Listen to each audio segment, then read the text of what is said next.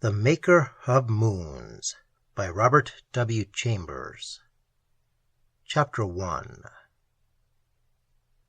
Concerning Yu Lao and the Shin, I know nothing more than you shall know.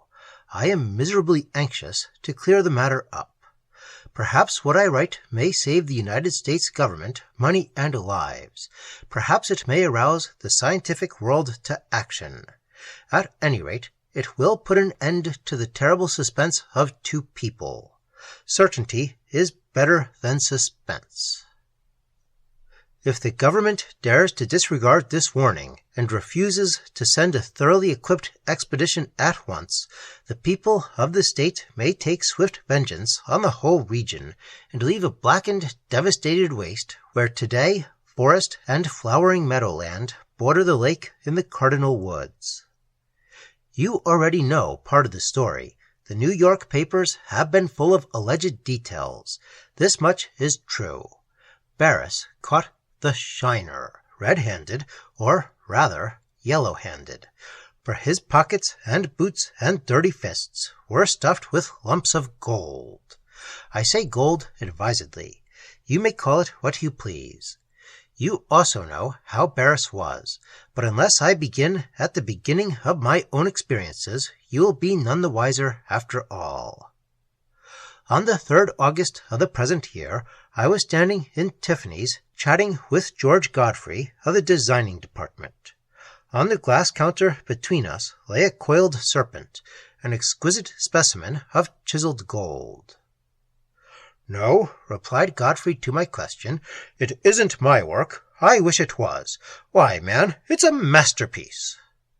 "Whose?" I asked. "Now I should be very glad to know also," said Godfrey. "We bought it from an old jay who says he lives in the country somewhere about the Cardinal Woods. That's near Starlit Lake, I believe." "Lake of the Stars," I suggested. "Some call it Starlit Lake. It's all the same. Well, my rustic Reuben says that he represents the sculptor of this snake for all practical and business purposes. He got his price, too. We hope he'll bring us something more. We have sold this already to the Metropolitan Museum." I was leaning idly on the glass case, watching the keen eyes of the artist in precious metals as he stooped over the gold serpent. "A masterpiece," he muttered to himself, fondling the glittering coil. "Look at the texture. Whew!" But I was not looking at the serpent. Something was moving, crawling out of Godfrey's coat pocket, the pocket nearest to me, something soft and yellow, with crab-like legs all covered with coarse yellow hair. "What in heaven's name," said I, "have you got in your pocket? It's crawling out. It's trying to creep up your coat, Godfrey." He turned quickly and dragged the creature out with his left hand. I shrank back as he held the repulsive object dangling before me, and he laughed and placed it on the counter. "Did you ever see anything like that?" he demanded. "No," said I truthfully, "and I hope I never shall again. What is it?" "I don't know. Ask them at the Natural History Museum. They can't tell you. The Smithsonian is all at sea, too. It is, I believe, the connecting link between a sea urchin, a spider, and the devil. It looks venomous, but I can't find either fangs or mouth. Is it blind? These things may be eyes, but they look as if they were painted. A Japanese sculptor might have produced such an impossible beast, but it is hard to believe that God did. It looks unfinished, too. I have a mad idea that this creature is only one of the parts of some larger and more grotesque organism. It looks so lonely, so hopelessly dependent, so cursedly unfinished. I'm going to use it as a model. If I don't out-Japanese the Japs, my name isn't Godfrey." The creature was moving slowly across the glass case towards me. I drew back. "Godfrey," I said, "I would execute a man who executed any such work as you propose. What do you want to perpetuate such a reptile for? I can stand the Japanese grotesque, but I can't stand that spider." "It's a crab." "Crab, or spider, or blindworm. Ugh! What do you want to do it for? It's a nightmare. It's unclean." I hated the thing. It was the first living creature that I had ever hated. For some time I noticed a damp, acrid odor in the air, and Godfrey said it came from the reptile. "Then kill it and bury it," I said. "And by the way, where did it come from?" "I don't know that either," laughed Godfrey. "I found it clinging to the box that this gold serpent was brought in. I suppose my old Reuben is responsible." "If the Cardinal Woods are the lurking places for things like this," said I am sorry that I am going to the Cardinal Woods." "Are you?" asked Godfrey. "For the shooting?" "Yes, with Barris and Pierpont. Why don't you kill that creature?" "Go off on your shooting trip and let me alone," laughed Godfrey. I shuddered at the crab and bade Godfrey good-bye until December. That night Pierpont, Barris, and I sat chatting in the smoking car of the Quebec Express when the long train pulled out of the Grand Central Depot.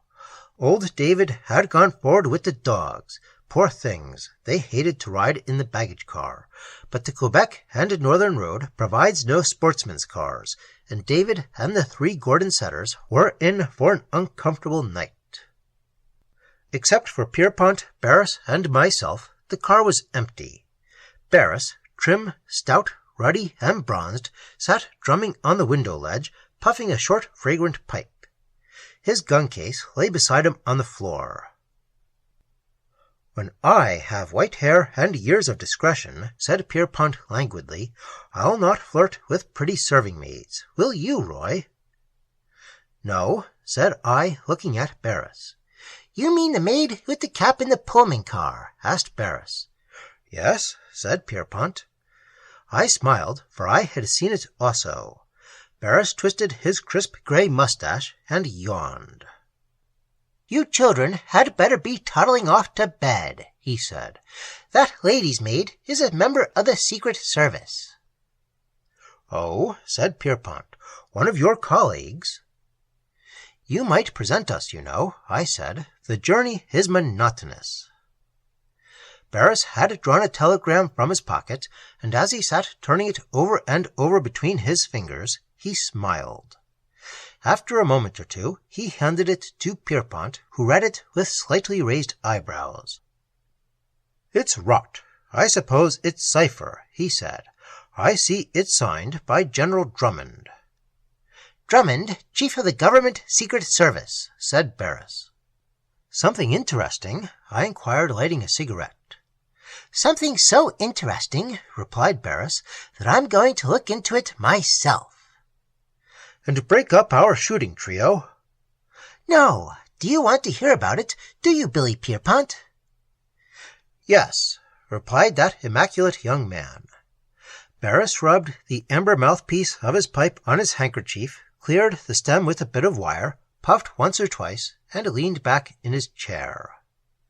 "Pierpont," he said, "do you remember that evening at the United States Club when General Miles, General Drummond, and I were examining that gold nugget that Captain Mahan had? You examined it also, I believe." "I did," said Pierpont. "Was it gold?" asked Barris, drumming on the window. "It was," replied Pierpont. "I saw it too," said I. "Of course it was gold." "Professor Lagrange saw it also," said Barris. "He said it was gold." "Well," said Pierpont. "Well," said Barris, "it was not gold." After a silence, Pierpont asked what tests had been made. "The usual tests," replied Barris. "The United States Mint is satisfied that it is gold, so is every jeweler who has seen it. But it is not gold, and yet it is gold." Pierpont and I exchanged glances. "Now," said I, "for Barris's usual coup de théâtre. What was the nugget?" "Practically, it was pure gold. But," said Barris, enjoying the situation intensely, "really, it was not gold. Pierpont, what is gold?" "Gold's an element, a metal." "Wrong, Billy Pierpont," said Barris coolly. "Gold was an element when I went to school," said I. "It has not been an element for 2 weeks," said Barris, "and except General Drummond, Professor Lagrange, and myself, you 2 youngsters are the only people, except one, in the world who know it, or have known it." "Do you mean to say that gold is a composite metal?" said Pierpont slowly. "I do. Lagrange has made it. He produced a scale of pure gold day before yesterday. That nugget was manufactured gold." Could Barris be joking? Was this a colossal hoax? I looked at Pierpont. He muttered something about that settling the silver question, and turned his head to Barris, but there was that in Barris's face which forbade jesting, and Pierpont and I sat silently pondering. "Don't ask me how it's made," said Barris quietly. "I don't know, but I do know that somewhere in the region of the Cardinal Woods there is a gang of people who do know how gold is made, and who make it. You understand the danger this is to every civilized nation. It's got to be stopped, of course. Drummond and I have decided that I am the man to stop it. Wherever and whoever these people are, these gold makers, they must be caught, every one of them, caught or shot."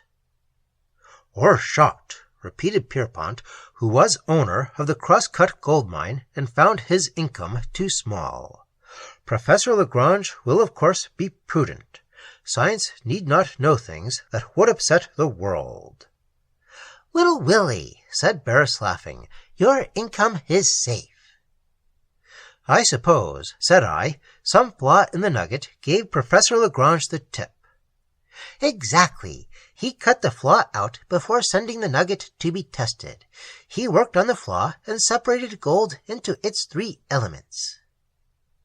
"He's a great man," said Pierpont, "but he will be the greatest man in the world if he can keep his discovery to himself."